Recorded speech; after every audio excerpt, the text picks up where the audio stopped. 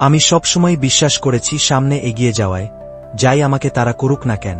কিন্তু এখন এটা শুধু বিপদকে পেছনে ফেলে দৌড়ানোর বিষয় নয়, এটা হলো ভাগ্যকেও পিছনে ফেলে তাকে বোকা বানানোর লড়াই। সিলভার শুধু একটা শক্তিশালী প্রতিদ্বন্দ্বী নয়, সে ভবিষ্যৎ থেকে আসা এক সতর্কবার্তা।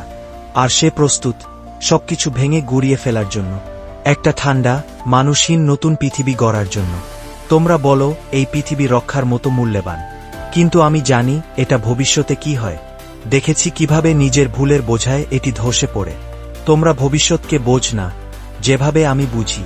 আমি সেটা বেঁচে ফিরেছি, আমি টিকে গেছি, আর আমি শপথ করেছি আমি সেটা বদলে দেব।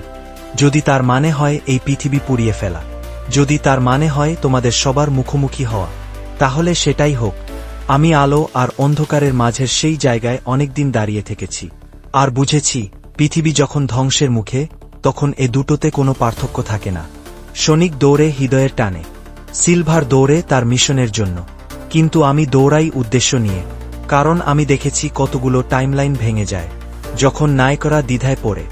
সিলভার যদি ইতিহাস আবার লিখতে চায়, তাহলে তাকে আগে আমাকে পার হতে হবে।